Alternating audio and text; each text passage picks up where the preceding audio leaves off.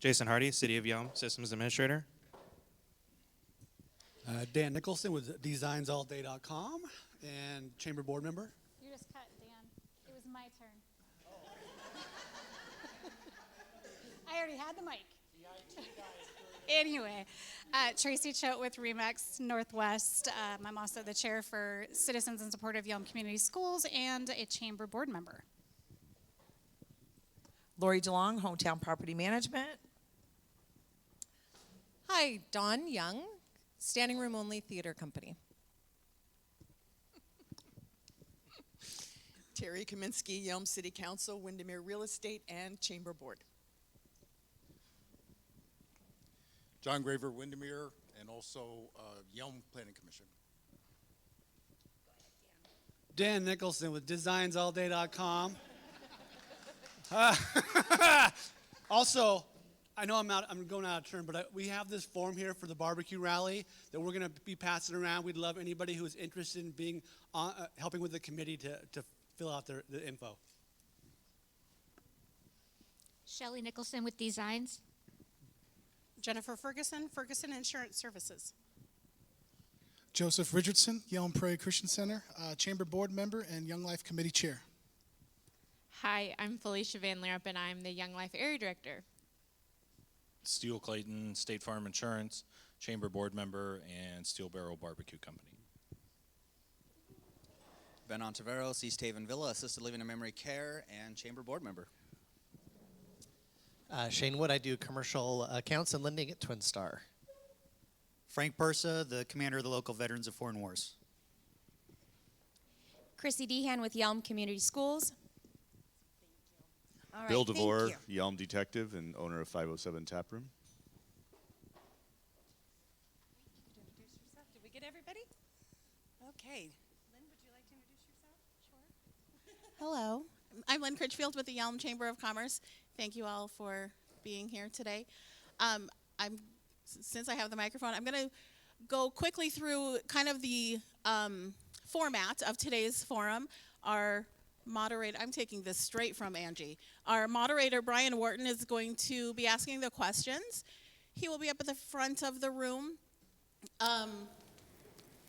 Each of the candidates has 1 minute to answer these questions. If you would like to ask a question of the candidates, I do have some slips of paper for you to submit those questions. And we can, if we have time, we will get through as many as we can at the end of today's forum. 1 minute per question. They have instructions for the red paper, yellow paper, and the large bell if they go over their time. Brian, are you ready? I hope so. Can everybody hear me? There's the mic, okay?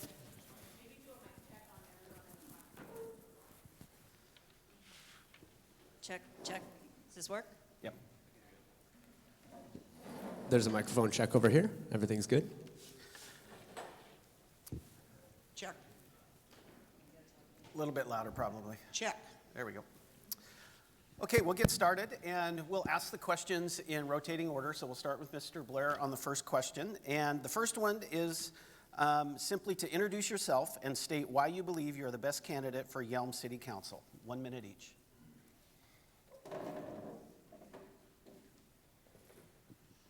Hello, my name is James Blair, running for position 1.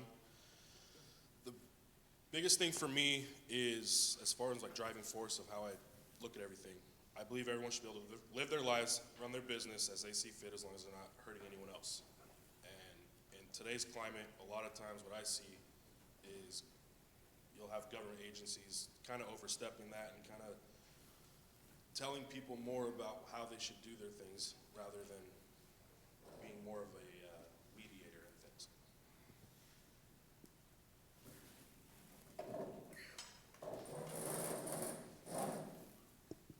Hi, I'm Molly Carmody. I'm the current incumbent for position 2. I was elected in 2015 to that position. I am a paralegal at the Crow Law Office here in town. I'm a co-owner of the building. It's a big white building with columns right in the middle of town. You can't miss it. We're currently renovating it and probably will be for the next 200 years. I represent the city of Yelm on intercity transit and the Nisqually River Council. the Finance Subcommittee, and the Community and Economic Subcommittee as well. Thank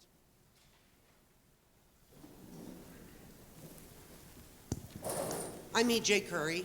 I'm a lifelong resident of Yelm. I've owned businesses here. I still have a business going here.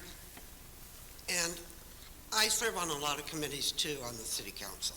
I'm the incumbent of Position 1, and we attend regional meetings. Some of us all over the county. I think Molly's been out of state on some of hers. We attend subcommittees, and it's also being involved in the community. It's Friday Night Lights on the new turf at the football field. It's a performance at Tryout Theater. It's Steve Craig's new mural that's up. So I certainly appreciate all your support. And I'm very nervous today. I can't believe that. I know you. Hi, I'm Joe DePeno. I'm on the Yelm City Council, serving my first term here. I was elected in 2015, a little over 64% of the vote. Currently, my issues haven't really changed since I got elected. Public safety, more transparency, fiscal responsibility in government. I've never missed a city council meeting or a study session. I'm the only council member that can say that, and I understand people have busy lives with service to the country, schools, businesses. I get that. But I made it a point, though, never to miss one. I rearranged my honeymoon and my wedding, much to the test of my wife currently, so I could make a city council meeting. So it is important to me, and I take this very seriously. I serve currently on the Public Safety Committee, the Finance Committee, and the Steady Committee, South Thurston Economic Development Initiative. And my time's up. Thank you. Hello, I'm Cameron Jane, and I am the creator, director, executive, operator of the infamous Triad Arts Theater in our community. And I believe that having been a servant to the community for 8 years, having put over 2,000 events on of all different genres, from documentaries to open people's mind, to do art, music, opera, everything, including plays from beautiful SRO, the incredible theater group we have in our community. I know that I have the ability to relate with all people here in this town. And I have served without money, without salary, and I continue to do that. I don't even know if we get paid for this damn job, but I know that I am here to be part of the community and to help us get back on track, because we got a lot to get on track for. Thank you.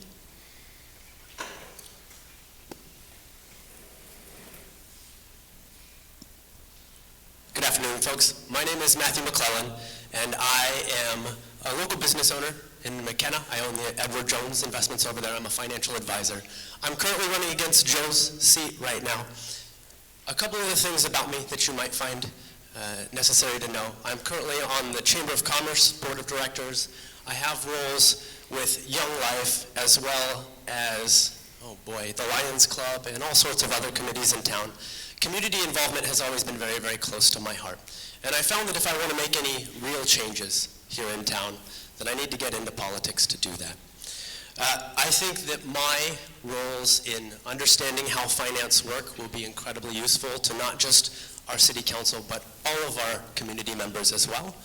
And I hope that I have your vote at some point. Thank you. Okay, we'll go to our next question, and we'll start with Ms. Carmody for this one. The question is, do you think our Main Street or downtown area is healthy and thriving? If not, what would you do to change that? I'm actually going to sit down for these questions. If you guys want me to stand, I can stand. What do you, stand? Okay. I think that the Main Street area is healthy and thriving, but I think that it could use some sprucing up, which is why I voted to approve the downtown transportation strategy plan this last spring. The population of Yelm has tripled in the last 20 years, and that's a lot of growth to accommodate. The plan will create wider, more walkable sidewalks, activated alleyways. It will improve traffic flow, additional parking, and will integrate our 2 major trails.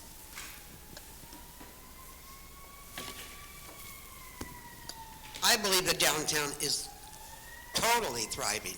We have opened new businesses the last 2 months.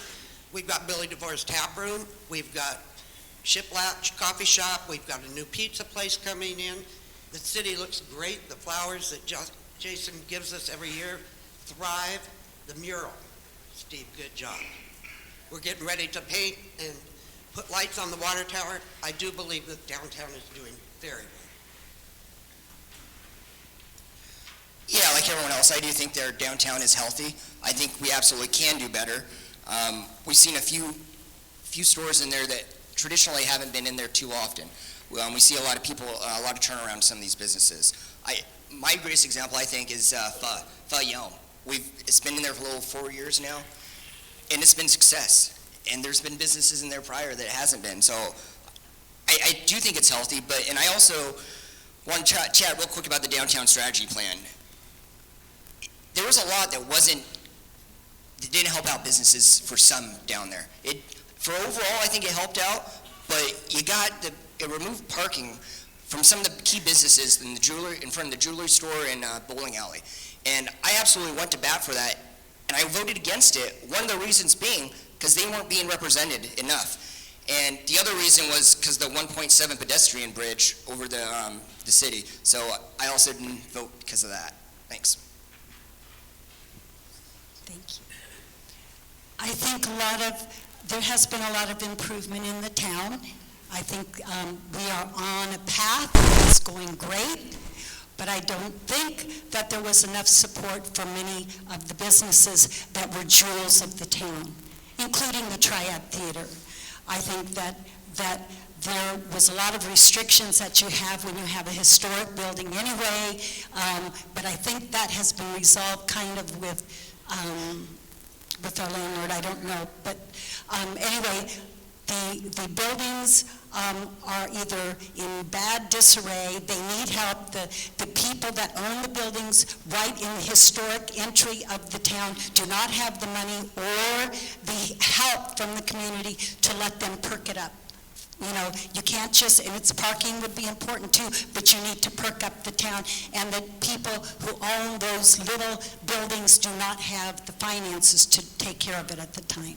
And so I think we've got a lot of work to do on that. Find creative ways to support it, support these businesses. Anyway, okay.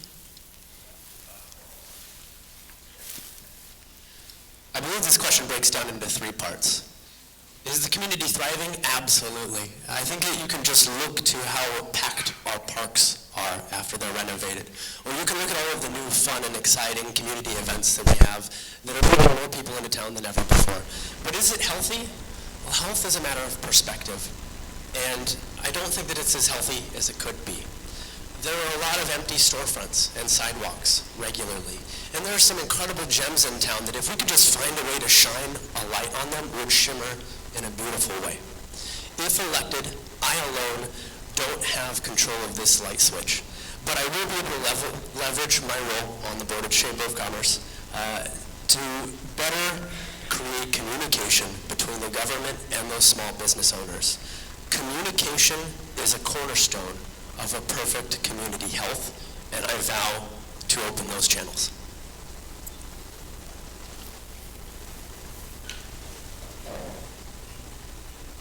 Kind of going along with everyone else, I would say definitely the downtown is doing doing good.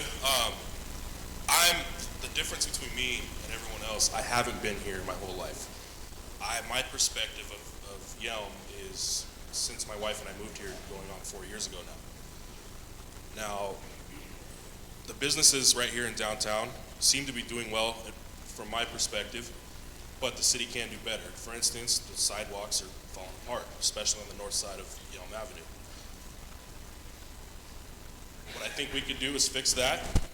I know there's been talk about, as far as visually, aesthetics, putting the flower baskets up. All of that plays a part in it. What I don't want to see is us telling the businesses, you have to do this, you have to do that, and making it more expensive for them. I think we can find ways to make things better without too much involvement. We'll start with Ms. Curry on this question. If you could change one thing in our zoning code, what would it be and why? I don't think I would change anything in the zoning code. 25 years ago, when we had to implement the comprehensive plan, which was mandated by the state's Growth Management Act, we spent a lot of time planning the zoning where it was. I was the chairman of the Thurston County Planning Commission and on Yelm's Planning Commission at that time. And I think we did a good job on that zoning, and it's right where it should be. I would go with maybe looking at some of the restrictions for building in the city on the parking for apartment houses or bigger businesses. I think we could reduce some of those parking code violations or codes that don't need to be there. Yeah, I kind of agree with that, actually. I do think we should lower restrictions in the city of Yelm to make it more friendly for developers to come in and start up. But the one thing, if I want to symbolize it to one thing, would be to encourage multi-use buildings, commercial, residential, multi-stories. And I think that would really add to the vibrancy of Yelm and improve the economy here.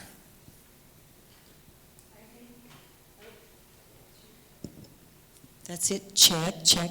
Okay, from an aesthetic point of view, I think when you have to have zoning that everything stays flat, stays even, there's regulations, it's very boring, very boring. In Olympia and other different older historic places, that there's different dimensions, there's different kinds of signs, there's excitement there. Having the same bland restrictions are not good. We need creativity, we need a lot more art, a lot more warmth when you come into the town. When you have these electric signs, I think they should be allowed to encourage the tourists to come in welcome, not just plain things. You need to use more adjectives in your signs. You don't just say support the town. We have lovely businesses. Come stop by. There's things we can do cheap that doesn't cost money that we're not utilizing with our electric signs. That's one thing. And the other thing is, I don't know if it has to do with zoning, but I think that businesses should be allowed to be voting too, because the people are spending more time if you own a business than other people. I like that tone. It was lovely. Zoning didn't happen by accident, and I'd like to see a show of hands. Should we allow drive-thrus on our main strip to go in like crazy and add more traffic to our already stuffed traffic space during peak business hours? If somebody wants that, go ahead and raise your hand. And my point there is that, again, zoning didn't happen by accidents. The purpose is to maintain the family feel, as well as to give perspective to property owners as to what might happen on the properties around which they purchase. If your business hinges on a particular code in the city, you shouldn't put your business there. The same way that a farmer shouldn't put his home in an HOA, where there's regulation on what kind of animals he can have and how tall his grass can be. Decades of councils have designed this city code based on the evolving wants of the people. Who am I to stand before you and say that I have opinions that are better, though I will keep an open ear, and when it's important to the people, I'll make changes.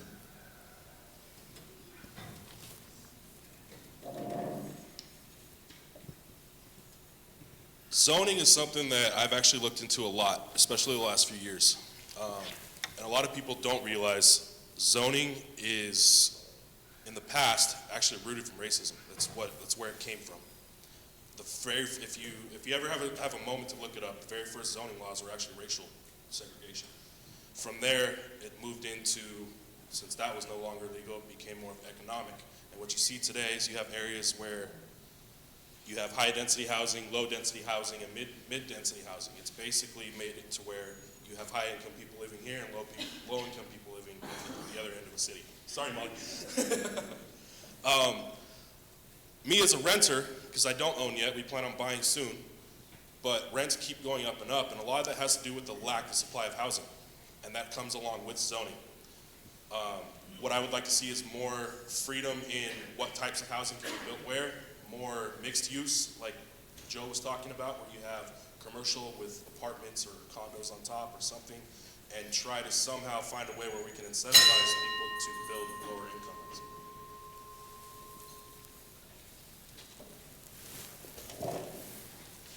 So I want to remind people that there's a difference between zoning and regulation, building codes.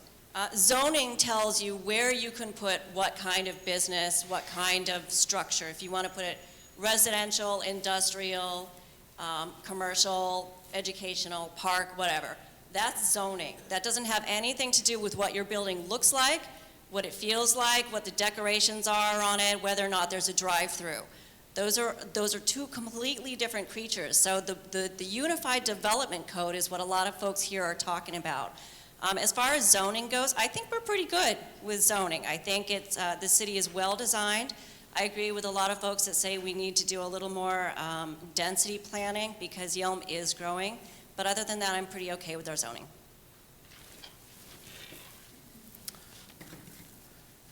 Okay, starting with Mr. DePinto, if someone came to you with a proposal to build a new piece of public infrastructure in our city, how would you evaluate whether that project was worth implementing? First, I would I'd ask my gut, is it a good decision for the city? What my personal thoughts are on that. Then I look at it, if it's a traffic improvement or a road improvement, I look at it if it's going to make things better or for worse. And if it's financially sound, or is it going to cost us a lot of money that we don't have. And then lastly, most importantly, I look at what the citizens would want. I look at social media groups, I go to their houses, I go to events, I listen to what the people want. And if the people don't want it, I'm not going to support it. It's simple as that. And that's my process.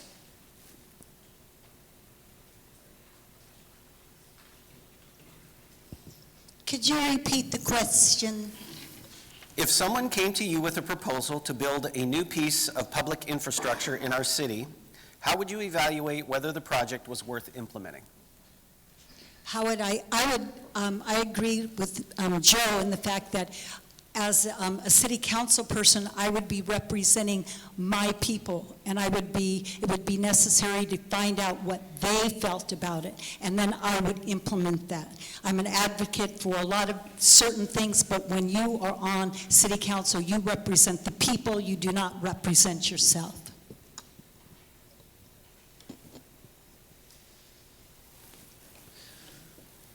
I would like to clarify.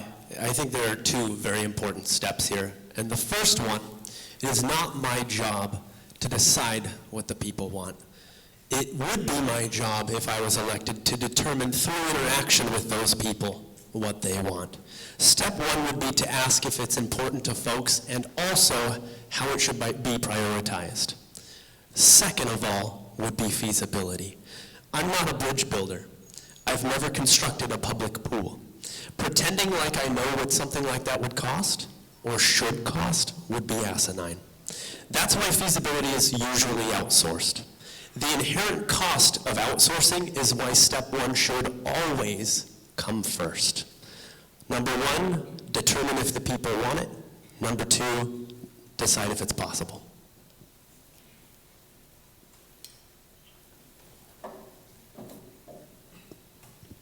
For me, I would say the first thing to, along with everyone else, is to get a feel of what everyone is thinking of it. Get an idea of who's going to actually benefit from it.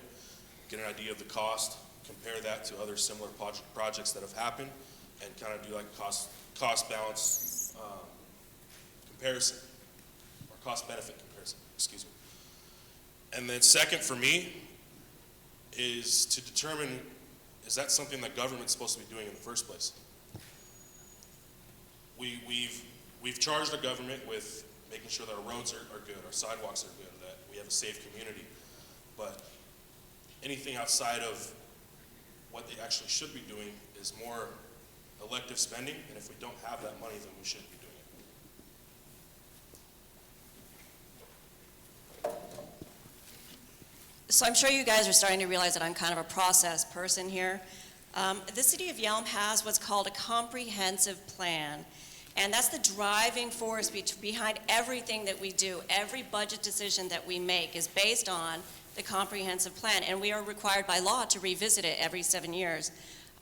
If somebody came to me with a new proposal, I would first, in addition to, seeing what the people want, I'd compare that infrastructure proposal with the comprehensive plan. Is this something that's in the plan for Yelm?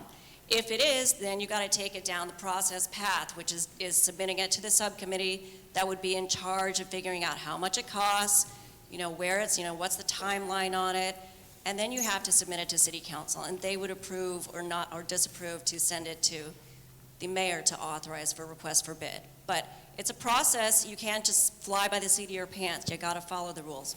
So that's what I would do. I agree with Molly. The comprehensive plan is what runs our city. We don't make a move without looking at it, and if it's not in there, it doesn't go. If it's in there, we go for the budget analysis and carry on from there.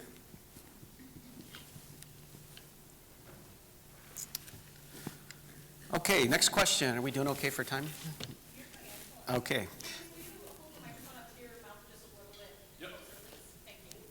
We'll start with Ms. Jane on this question. If elected, what 3 steps would you take to put our city on a firmer financial footing?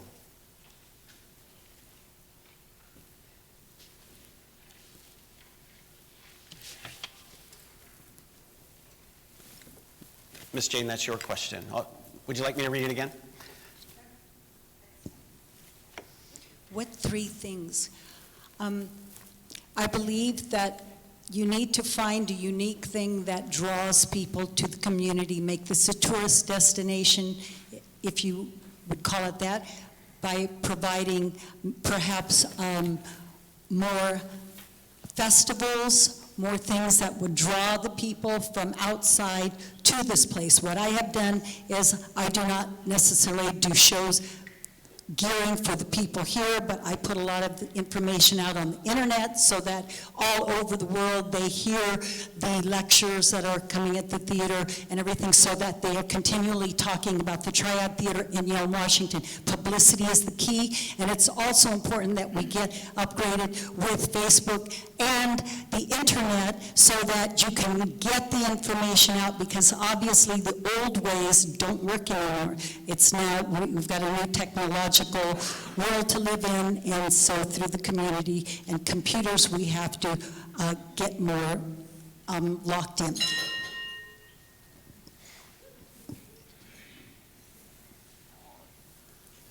Three steps for better financial footing. First, invest funds into secure holdings that outpace the rate of inflation. Step 2, consistently review these holdings to ensure that we're still receiving the best rate at the lowest risk. Step 3, work incredibly closely with the Finance Committee to increase city efficiencies. Our city should be run and maintained no different than your car. If something breaks, you fix it immediately. Otherwise, you're replacing your engine because of a thrown rod because you skipped a simple oil change. My role as a financial advisor, I think, plays to this question very well, and I think that I'd be a great asset because of it.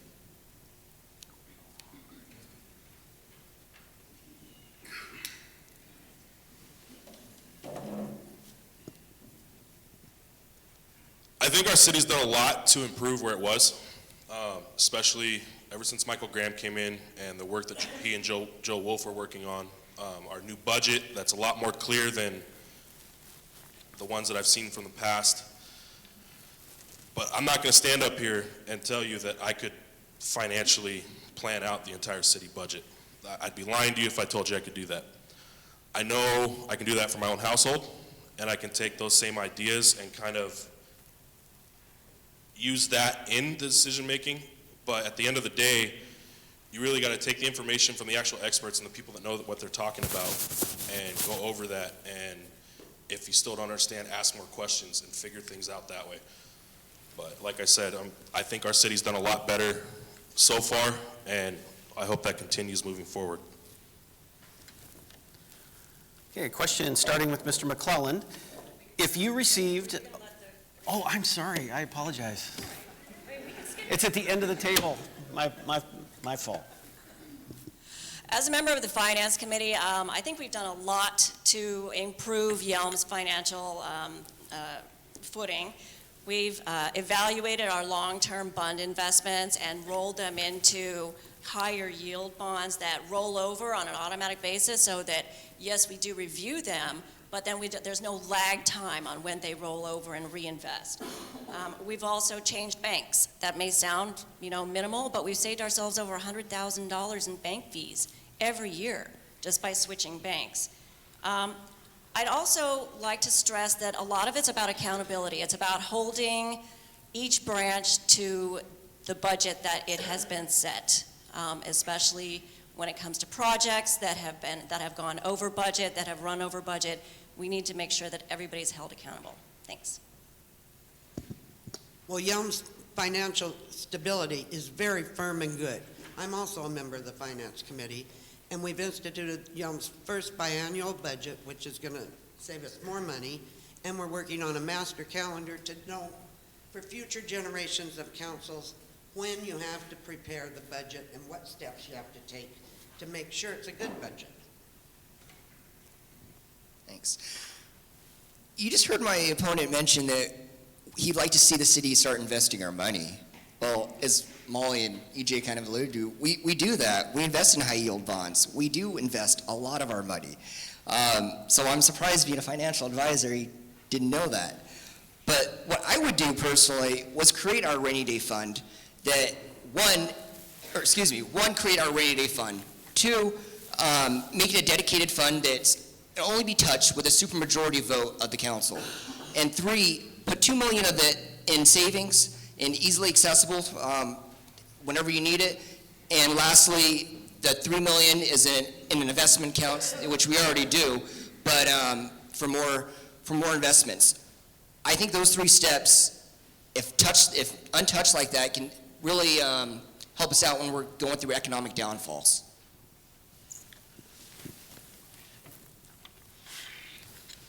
Okay, next question. I'll get it right this time. Starting with Mr. McClellan. If you received $1 million grant to use for the city in any way you wanted, what would you do with it and why? That's an excellent question. A $1 million grant. Some folks seem to be a little disillusioned about how far $1 million goes, and that's absolutely fair. Most of us don't get a $1 million grant to do with as we please at any point in our life. We have some big problems, and a lot of them can't be fixed with $1 million. And for that reason, I'd like to take you back to the last question that I was asked. Invest those funds into secure holdings, consistently review those holdings, and make sure that our efficiencies are remaining fantastic. I am absolutely aware of all of the investing that our city does, and I think that we can do it better, even. And I would ask that if you throw tomatoes my way, Joe, give me a good one so I can feed the people with them. Thanks.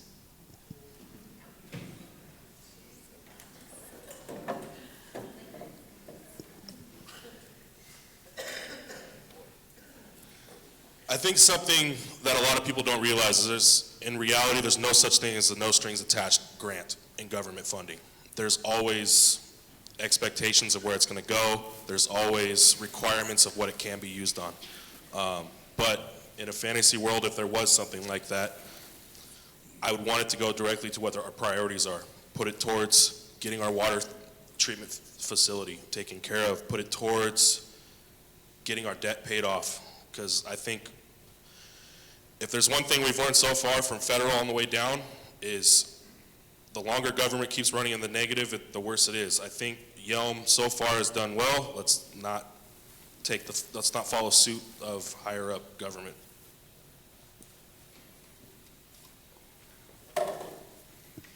So far, I'm in the same boat as Matthew and James here. I would put a lot of it towards debt. There's three different things that I would do. First, I would put it towards debt and the the water reclamation facility. I don't want to increase water bills as any more than anybody else does, so I would put it towards that first and foremost. Second, I would invest it. And third, I would use it to plug up I would use about half of it to plug up some of the holes in our current budget, personnel, staffing, equipment, whatever. And then with the other $500,000, I would create a dog park. We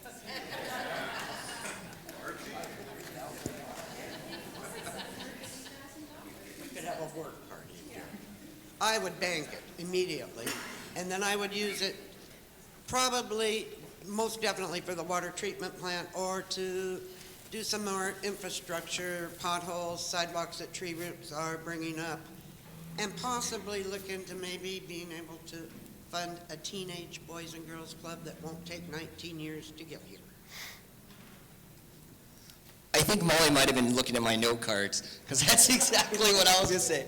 But I do a little different numbers. I'd first say about $25,000 for a dog park out at Cochrane Park, just with some basic fencing and some basic upkeep with those pooper scoopers and all that stuff. But the rest of that, $950,000, I would like to put towards the water treatment plant to lower our water costs that are already very high in Yelm.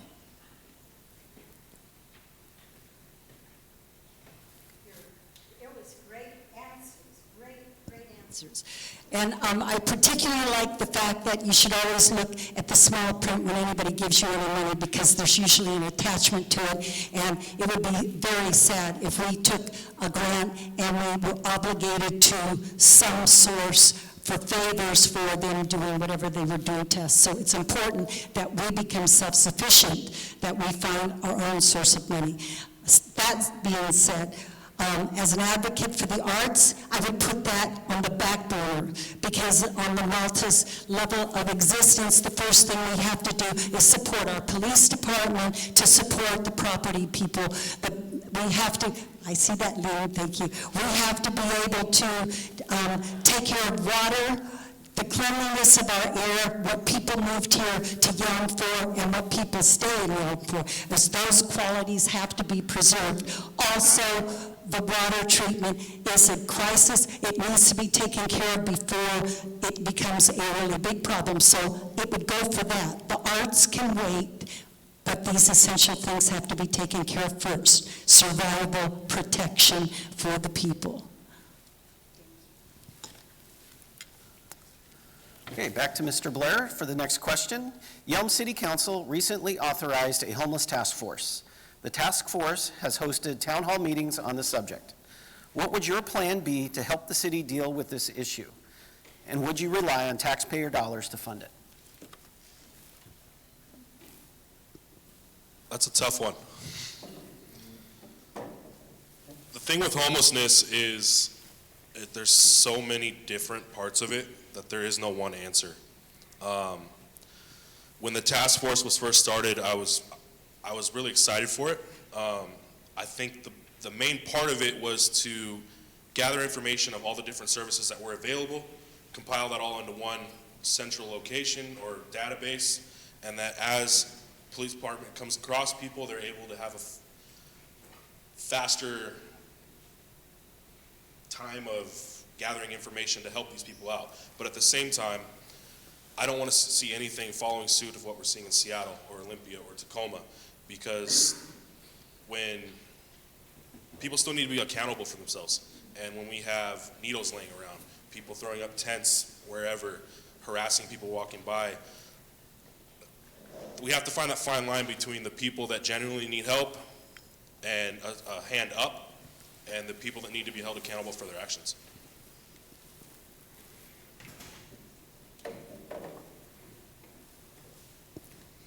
So James is correct in that the homelessness task force was designed to look at the problem, figure out what resources are available, and then decide whether or not the city should do anything about it. And the task force is designed to give a recommendation to the city council. Whether or not the city council acts on that is up to city council.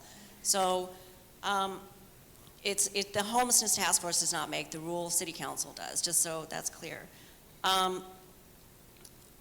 I agree with James. I think it's a multifaceted problem, but I do think that we need to protect our own citizens as well as the homeless. I think that I would love to see garbage cans and maybe porta potties put up in some of these areas where there's a lot of homeless, just to protect our citizens. So. Yelm financially cannot start social services for the huge task that homelessness is. I would support one of the options that Joe had on there of bringing services into Yelm once a month or once every 2 months and providing bus passes for people to get to Olympia, to where there are services. And there's services, some services are available here in Yelm. There's places you can get a meal almost any day. And I think that's the route I would rather go. Yeah, so I serve on the task force, the homelessness task force committee, along with Councilmember Carmody here. And these are just my opinions, and those are her opinions. We're only one member each on the task force. So first, this is going to be my recommendation for the task force, and they can take it or leave it. But one would be partner with our churches and nonprofits that currently offer services such as dinners on Thursdays or Tuesdays, and partner with them, help them out as much as we can with limited taxpayer dollars. Two would be to, as EJ was talking about, open up the community center once a month to services for folks to get services, signed up for service like DSHS, the homeless task force in the county, Thurston County, shelters out in Olympia, and internet where they can sign up and get services. And lastly would be with enforcement, to work with business owners and private landowners to help them with people that are squatting, people that are panhandling, and helping them out.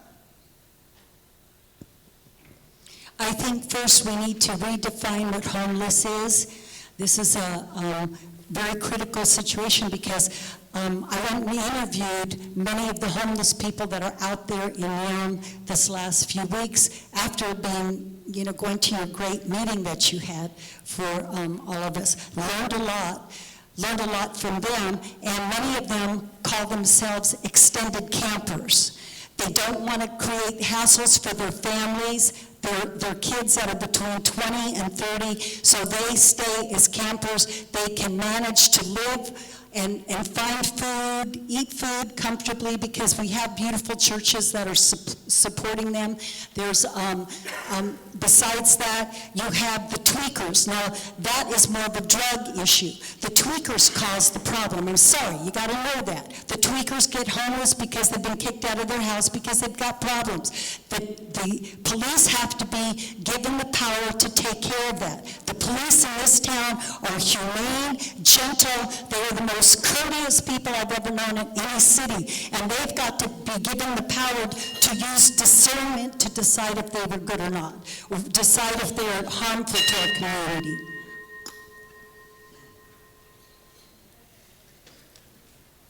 There are a lot of fantastic things that have been said. I'd like to point to what EJ said. She's absolutely right.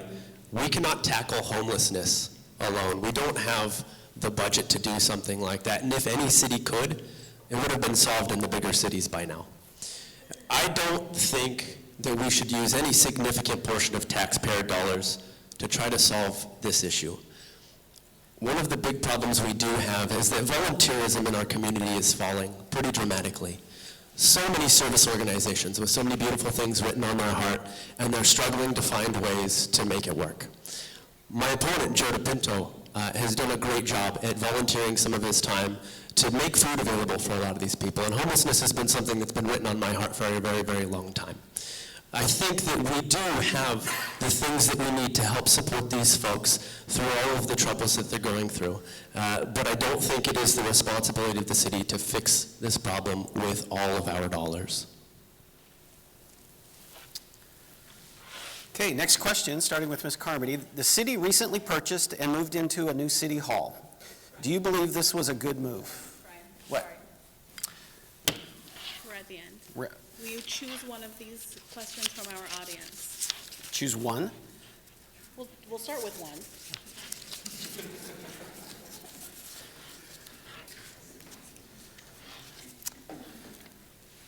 Do you want, is there any particular order that you want, or we just go where we're at in the order? Okay. So this would be Ms. Carmody gets to answer this first. How can the city improve parks and recreation space to best serve the area? Well, that's a tough question because whether or not we want to create a municipal park region like Tumwater recently did and Lacey recently voted down is kind of up to the voters. We have a lot of parks and a lot of them need work. I know that Longmire needs new drainage installed in it. I know that there's a lot of problems at Cochrane Park because it's part of the water reclamation facility process, and so we're revamping that whole thing. Like I said, I would put in a dog park, but I would really work on parking at the parks, especially Longmire. It's brutal down there. It's hard for people to get their kids in to play games. And I would also add a lot more shade. I think we've made a great start with our city park right here. It's beautiful. And I would like to see Cochrane Park, though it needs a lot of work. It's been 25 years since that park went in, and it's a great place to walk. And I want a dog park too. Who doesn't want a dog park? Yeah, so how do we improve parks and recs in Yelm? When I ran for mayor 2 years ago, one of my points was we should have a dedicated parks coordinator at a cost, and it would be costly for the city, but I think we could get one starting off for around $60,000, $70,000, which sounds like a huge amount, but if they can improve our parks and recs, give more recreational opportunities for the youth and adults here in Yelm, I think it'll be worth it. And that would just be the start of it. Hopefully we can budget in the future for more in a bigger department than just one person, but I think for now, I would love to see us budget towards that. Yeah, that would be very important, but it's also, too much money right now to be dealing with. I think that they've done an excellent job with their parks that they have right now. I think there should be a field, though, of some sort that has been allocated so that we can have bigger festivals or, flea markets or whatever that they wanted to have, so we don't have to be crowded in these little places. All the beautiful parks that we have are not laid out right. They're not laid out for ambiance. They're not laid out and being practical for the vendors or for the stages or for the music, so you're all crowded. When there's nothing happening, they're beautiful parks and, good for weekly involvements, for the families and everything. But where do we go for our big celebrations? The Jazz Festival itself is now grown too big for that area. It's going to keep getting bigger. The UFO Fest couldn't be in Yelm because it grew too big and because we couldn't use that area by the Prairie Inc. Facilities. So where do we go to be able to do special features like this? How can we improve on our parks and rec space? Does anybody want a pool? I've heard a lot of folks very interested in something along those lines. I don't think that our city should manage the cost of it. I don't know if any of you have done any studies on how much a pool actually costs a city to run, but it's unbelievable. And I can promise you that if we got a $1 million grant, that would only cover it for so long. I would like to encourage a private company to come and open a pool here. A dog park, I don't even own a dog, and I would love to see a dog park in Yelm. One of the other things that I've been working on with a couple of other businesses here in town, however, is installing a seasonal stage of some kind in our park here. It's something that I would like to chase a little bit further up the tree, but I would like to see some of our businesses come together and sponsor something like that, as opposed to making the taxpayers foot the bill. Thank you.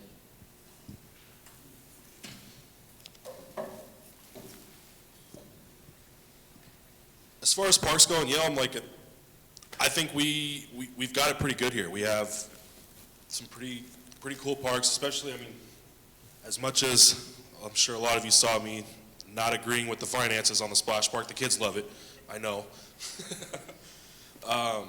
But the biggest thing is maintenance, which, like I said, I wasn't here previously for everything, but Yelm doesn't have the best track record for maintenance of its facilities.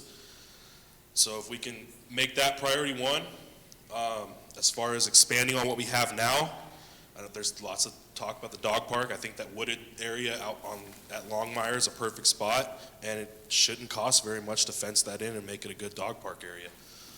But as far as moving forward, is we just got to stay on top of taking care of what we as a city own together. We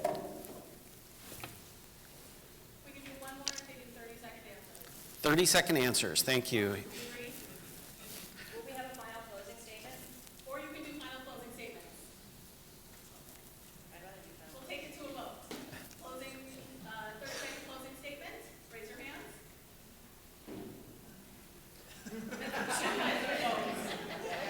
Okay. Or one more question. Okay. One more question, 30-second answers. Okay. Partnerships are paramount in Yelm. How would you help the city maintain and grow partnerships such as with the Nisqually Tribe, Yelm Community Schools, churches, faith-based organizations, et cetera? And we would start with Ms. Curry. Yelm does partner with almost everybody. We meet with the school board usually about twice a year.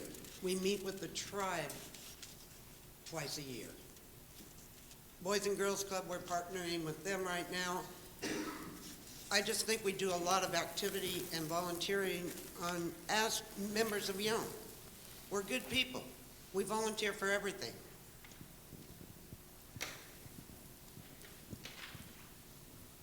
So one of my most important partnerships dear to my heart is the Nisqually Tribe. I don't think we have partnered with them enough in the past, and I know Councilmember Cole, that's one of his issues as well. But that, I do try to increase that as much as I can personally on the city council. I think for the city and for the tribe to connect, I think that's such a big partnership that we're missing out a lot on. It's why Willie Frank III has endorsed my campaign. He supports me, and I support him 100%. And he's done a lot for his community, and partnering with them, I think I'm just gonna wait till I get that bell. I haven't heard it all today. Please. Thanks.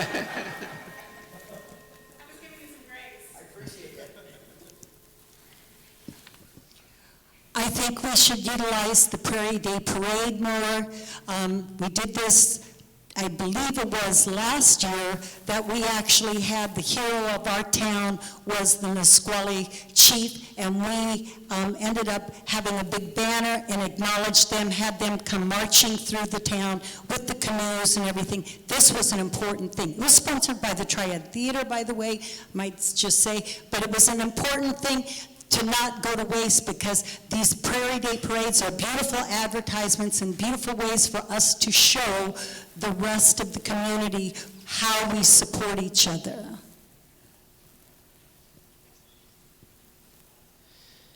How do we create and maintain partnerships? The answer to that question is just like this. This is a fantastic partnership between the Chamber of Commerce and the city. And the only way that partnerships like this happen is, again, by opening lines of communication. Our executive director has a pretty easy route to our mayor and anybody on the city council to be able to create those sorts of opportunities for us to get together and learn. But I want to see that happen between other organizations as well. Toastmasters, churches in town, Young Life, the Lions Club, all of these amazing organizations that do incredible things in our city.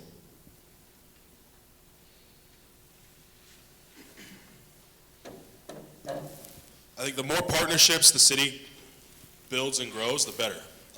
The more they try to focus in on trying to take care of everything in-house, the less quality of product we get in the end. Excuse me. As far as getting things done throughout the community, the more we can engage everyone and get them to come and help out, like just last weekend, the veteran that had his house worked on from that, I forget the name of the organization that did it, but there was like 300 people that showed up. The more we can do stuff like that, the better it will be.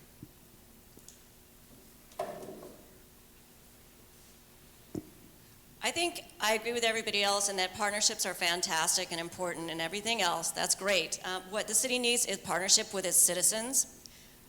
We need citizens need to understand how the city works. And to that end, Mayor Foster and I have come up with what we're calling a mini Yelm University. It's going to be on December 5th at 6:30 p.m., run for 2 hours. Each department is going to describe what they do, how they do it. It's going to invite questions from the citizens, and that way we can partner with the citizens who are our most important customers. Thanks. Okay, in closing, I want to thank all of the candidates for answering our questions today. Thanks to the audience for submitting questions. And I would just encourage everyone to exercise your right to vote in November. Thank you again to everyone.